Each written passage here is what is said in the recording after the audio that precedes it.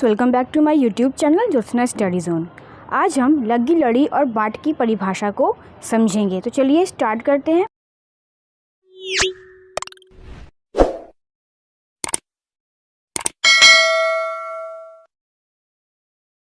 लग्गी मुख्यतः दादरा, कहरवा आदि तालों में चंचल प्रकृति युक्त कायदे के समान रचना को लग्गी कहते हैं। यह लोक लय ताल वाद्यों की विशेष वादन सामग्री होती है। ठुमरी गायन की प्रगति के साथ लग्गी वादन में भी खूब प्रगति हुई है। इसका प्रयोग ठुमरी, गज़ल, लोकगीत, भाव संगीत आदि में श्रृंगारिक गायन शैलियों के साथ खूब किया जाता है। कभी कभी तबला वादक अपने सोलो वादन में भी इसका प्रयोग करते हैं, क्योंकि इससे साधारण श्रोता सहज ही आकृष्ट हो जाते हैं। कायदे की भांति लग्गी में भी खाली भरी के बराबर बराबर के दो पल्ले होते हैं। इसके विस्तार को बाट कहते हैं और किसी बाट को रेले की भांति द्रुत लय में बजाकर कायम रखने को लड़ी कहते हैं। लग्गी लड़ी का वादन तबला के अतिरिक्त ढोलक, नाल, नक्कारा, दुक्कड़ आदि वाद्यों पर भी खूब होता है। चलिए इसकी एक अन्य परिभाषा देखते हैं। अन्य परिभाषा के अनुसार जिस प्रकार तीन ताल, झप ताल आदि तालों में कायदे का प्रयोग होता है, उसी प्रकार कहरवा, दादरा आदि चल प्रकृति की तालों में लग्गी का प्रयोग होता है। इसमें भी कायदे की भांति ही पलटे किए जाते हैं, किंतु पलटे करने में कठोरता का पालन नहीं करना पड़ता, क्योंकि इसका प्रयोग ठुमरी, भजन, गीत आदि की संगति में किया जाता है और गायन की प्रस्तुति के अनुकूल ही बढ़त करते समय बोलों का विस्तार भी किया जाता है।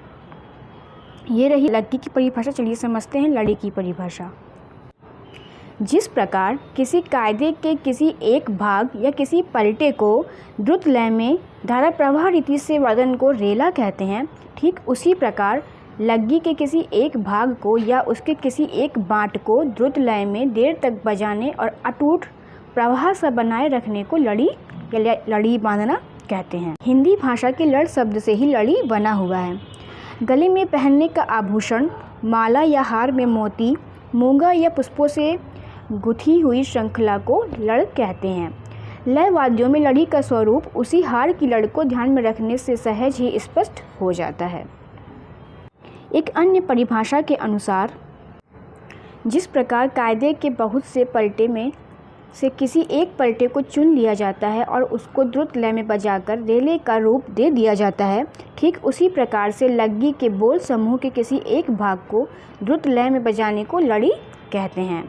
ये दो परिभाषाएं हैं। आप इसमें से आपको जो भी अच्छी लगे, सुगम लगे, उसे आप प्रेफर कर सकते हैं। चलिए समझते हैं बाट की परिभाषा। बाट, इसका शाब्दिक अर्थ बांटना या विभाजित करना होता है। दादरा, कहरवा आदि चंचल प्रकृति की तालों में प्रयुक्त लग्गी को विविध प्रकार से सुंदरतापूर्वक विस्तारित करने को बाट कहते हैं। जिस प्रकार पलटा से कायदा, पेशकारा या रेला के विस्तार का किस्म या प्रकार से किसी ताल के ठेके के पलटे का आभास मिलता है, ठीक उसी प्रकार बाट से लग्गी के विस्तार का संकेत मिलता है। लग्गी के समान बाट में भी चंचलता और श्रृंगार रस का निष्पादन होना चाहिए। बाट में भी भरी खाली के दो पल्ले होते हैं। उल्लेखनीय है कि बनारस घराने के तबला वादकों में बाट के प्रति भिन्न अवधारणा है। वे इसे लग्गी का विस्तार न मानकर स्वतंत्र रूप देते हैं। इसकी एक अन्य परिभाषा के अनुसार बाट उर्दू शब्दकोश के अनुसार बाट का शाब्दिक अर्थ है बंटवारा, बांटना, तकसीम आदि। जिस प्रकार कायदे के विस्तार को पलटा कहते हैं, उसी प्रकार लग्गी के विस्तार को बाट कहते हैं। अतः कहा जा सकता है कि लग्गी में आए हुए बोलों को उलट पुलट कर बजाने को बाट कहते हैं। आई होप कि आप इस परिभाषा से बिल्कुल ही आपको क्लियर हो गया होगा कि बाट क्या होता है। तो आप लग्गी, लड़ी और बाट इन तीनों को ही अच्छे से देख लीजिएगा और समझ लीजिएगा। और अगर कुछ प्रॉब्लम हो रही हो तो मुझे कमेंट बॉक्स में कमेंट करके पूछ सकते हैं।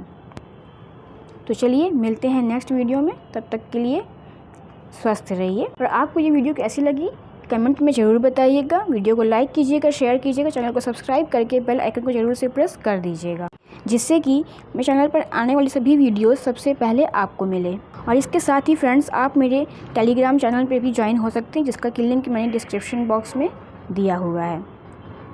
Thank you.